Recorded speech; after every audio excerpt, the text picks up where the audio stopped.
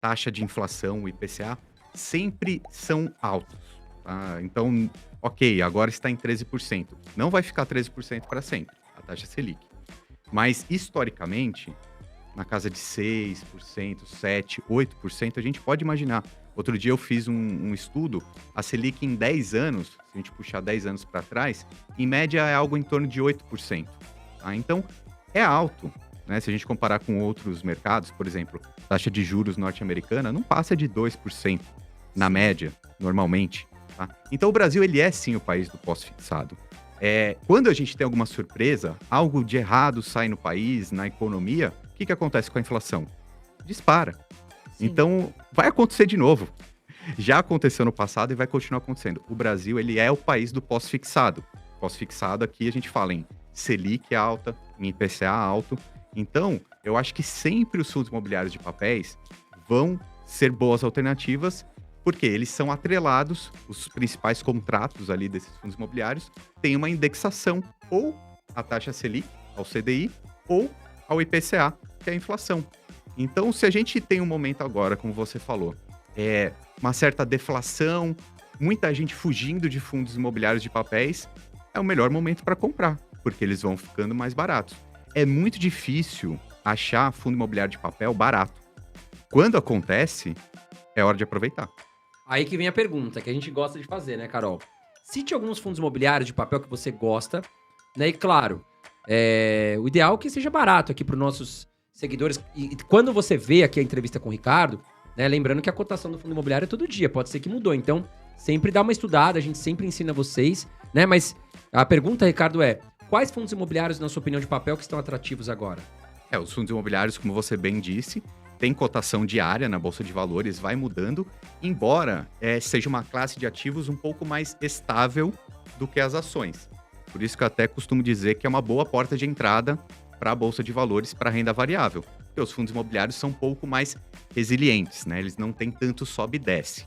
Quando a gente fala dos fundos imobiliários de papéis, uma métrica, um jeito de procurar um fundo imobiliário barato é uma métrica que se chama preço sobre valor patrimonial, que funciona muito bem nos fundos de papéis, funciona um pouco pior nos fundos de tijolos, né? Depois a gente pode até falar mais sobre isso. Só que olhando essa métrica do preço sobre valor patrimonial, a gente pode encontrar alguns fundos que estejam ou baratos ou no preço justo, né? Esse é um ponto importante também. Comprar no preço justo já é uma boa compra, né? Não precisa nem sempre ser tão barato assim, né? O que a gente consegue ver nessa métrica? Se ela estiver próximo de 1, quer dizer que esse fundo está no preço justo ou barato. Então, como um exemplo, a gente tem, eu acho que é o maior fundo imobiliário da Bolsa Brasileira, um fundo de papel, é o KNCR11. Tá? E ele está, nesse momento que a gente está gravando esse vídeo, ele está justamente no preço justo. Nessa métrica do PVP, ele está em 1. E ele é um dos fundos maiores, né? Eu gosto de falar sobre esses fundos que têm bastante valor patrimonial, porque eles acabam sendo um pouco mais seguros, né? Mais diversificado, né? Tem diversificação, tem uma boa gestão, né? Porque se é tão grande assim, precisa ter uma equipe grande, né? Então, por exemplo, esse fundo que eu estou citando aqui, o KNCR11, ele é gerido pela Quineia, que é Que é uma das maiores, uma né. das maiores, se não a maior gestora de fundos imobiliários do país. Então, é um bom jeito de já começar a pesquisar sobre um fundo, né? Se ele tem uma gestão conhecida, né, competente, se ele tem um valor patrimonial grande, Tem caixa, tem né. caixa, e se ele está no preço justo, é uma boa compra, né? Sim. Um bom estudo, como você bem diz, né, Carol? A gente não vai ficar dando dicas de saia comprando um monte de coisa, mas estude para saber o que você pode acompanhar. Então, eu acho que essas são algumas dicas, né? Um fundo imobiliário, por exemplo, que está sendo super recomendado por analistas, amigos meus, é esse, o KNCR11, e ele é um fundo que eu acho interessante dar uma olhada. Legal. Ô, Ricardo, antes da gente fazer a próxima pergunta, a gente vai falar muito de investimentos no exterior, a gente vai falar sobre fundos imobiliários, que é algo que vocês gostam, porque é um dinheiro que cai aluguel isento de imposto de renda, né, no mês. Então, quanto mais você investe em fundo imobiliário, melhor. Porque você vai colocando ali mensalmente, você tem a disciplina. Eu sempre falo essa palavra de você poupar e investir todo mês, porque é essa constância que vai fazer você acumular patrimônio. Agora, trabalhe, porque ninguém fica rico, porque tem gente que fala assim: Ah, Carol, tal pessoa mentiu falando que ficou rico na bolsa. Pessoal, não tenha inveja das pessoas. Ninguém fala pra você ir lá colocar todo o seu dinheiro na bolsa que você vai ficar milionário. Fique claro aqui, porque eu escuto muitas pessoas falarem isso e criticarem pessoas que estão na bolsa. A bolsa é sim um investimento, um investimento campeão a longo prazo, já se provou, é um investimento sério, desde que você faça as coisas com tranquilidade, segurança, saiba o que está fazendo. Você precisa trabalhar para enriquecer, ok? E potencializar os seus investimentos. Inflação mais 10%, por exemplo, e aí esse emissor, ele tem um pouco mais de problema de crédito, né, porque é mais caro, ele acaba tendo que pagar mais nesse CRI, porque ele tem, sei lá, menos nome na praça. Então, existem fundos imobiliários, mesmo de papéis, que são mais arriscados, né, a gente costuma usar o nome de high yield, Sim, que são os fundos um pouco mais arriscados. Então, o MXRF, ele historicamente tinha essa característica de ser mais arriscado. Agora, a partir de uns 3 anos, 4 anos atrás, ele começou a mudar um pouco a carteira dele para tentar ser menos arriscado e ir para um lado um pouco mais seguro, né. sim. Então, ele está nesse processo de mudança de característica. Então, hoje em dia, ele é um fundo muito mais seguro do que ele já foi antes, embora ele ainda não seja aquele fundo mais queridinho dos analistas, né. Eu acho que Sim. até por causa desse histórico, teve aquele problema na CVM, ao meu ver, por causa desse histórico, né. Esse problema foi muito falado, né, Ricardo? O pessoal ficou Foi, com medo, todo mundo falou: "O que que vai acontecer, né?" exatamente. Teve uma questão que a CVM, fez uma autuação, uma investigação, digamos assim, e usou o MXRF como um caso real, né. Mas depois de muita discussão, isso não trouxe grandes problemas nem para esse fundo, nem para o mercado de fundo imobiliário. Então, já superou-se essa questão do valor contábil.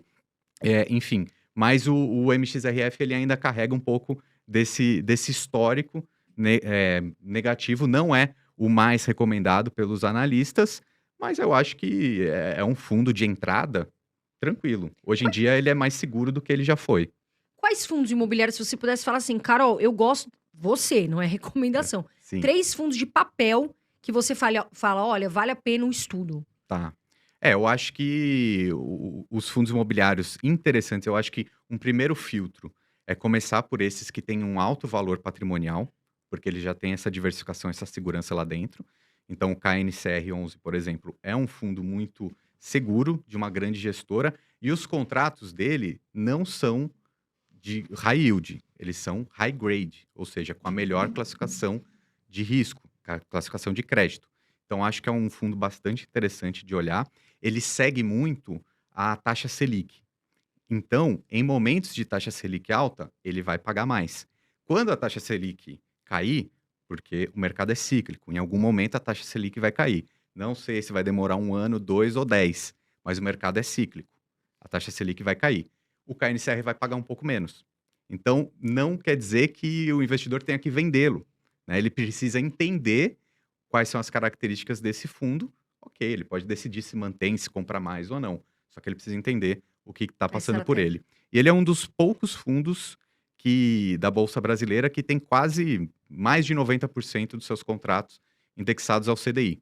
A outra grande parte mistura um pouco de CDI e um pouco de inflação, né. Sim. Então a gente tem outras gestoras muito competentes no Brasil, aqui a gente tem, o HGCR11, por exemplo, é um fundo também bem famoso.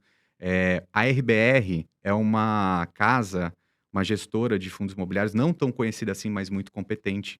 Tem um fundo de papel, se eu não me engano, se chama RBRR11. Sim. Tem um outro fundo que já é um pouquinho mais arriscado, que é da REC, o REC-R11. Ele já é o que a gente costuma chamar de middle risk, né? Ele não é nem tão seguro quanto um KNCR, por exemplo, e nem tão arriscado quanto um high grade. Mas esse é um fundo que dá para olhar e estudar, sabendo que ele tem um pouquinho mais de risco.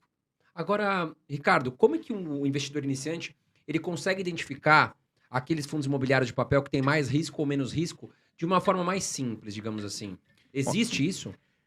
Nenhum fundo imobiliário vai dizer: "Eu sou um fundo arriscado", Uhum. né, ou "Eu sou um fundo muito seguro". Realmente vai precisar de um pouquinho mais de interesse ali do investidor se aprofundar. Obviamente ele pode acompanhar, né, analistas ou pessoas, influencers que comentem, né, que consigam ajudar na leitura de um relatório gerencial, principalmente. Porque se você pegar um relatório gerencial no fundo imobiliário, que é algo que eles emitem, todos os fundos imobiliários emitem esses relatórios gerenciais, alguns mensalmente, alguns a cada 3 meses, fica no próprio site do fundo imobiliário. Então, se você digitar, por exemplo, no Google, KNCR11, vai entrar no site da Kinea e lá você pode fazer o download desse PDF, que é o relatório gerencial, que muita gente chama também de carta mensal do gestor. Todas as informações do fundo, tudo que está dentro do fundo tem nesse PDF. Então, o investidor, ele vai ter toda a informação que ele precisa ali, tá? Só que aí ele vai ter que ler e entender um pouco o que está escrito. Agora, você me pergunta qual é o jeito mais fácil de identificar se um fundo imobiliário ele é seguro ou não, um fundo imobiliário de papel. Se você entrar nesse relatório gerencial e for na parte de composição dele, você vai começar a ver quais são os emissores desses CRIs. Então, um jeito fácil, já é o primeiro. Se você já conhecer o nome daquelas empresas, você vai saber se elas são seguras ou não. Por exemplo, Cirela, Helbor, JHSF. Então, você já sabe que ele é um fundo mais seguro por causa disso. E aí você vai na outra coluna, onde mostra qual é a rentabilidade daquele CRI que está dentro daquele fundo como um todo, né? Um fundo imobiliário de papel deve ter 100, 200 CRIs dentro dele, ou às vezes 30, enfim. A outra maneira de você identificar se um fundo é mais arriscado ou mais seguro é qual a rentabilidade de cada CRI desse. Então, se a gente pensar em IPCA mais 5%, é um investimento Justo. ok, né? Que a gente pode até comparar com um tesouro IPCA. Quanto que paga um tesouro IPCA?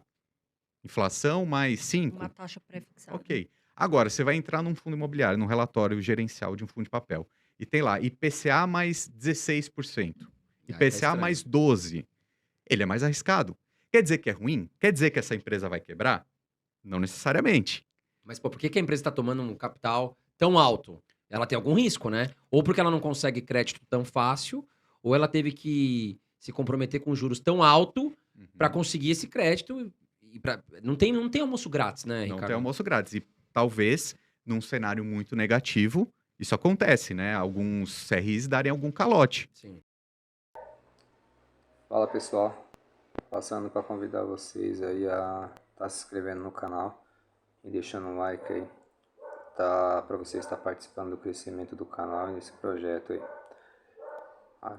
Se inscreve aí no canal se você não inscreveu até agora, deixa o like, ajuda a compartilhar o vídeo aí para mais pessoas estar tendo mais conhecimento de investimentos para não ficar dependendo de governo aí a vida toda, beleza?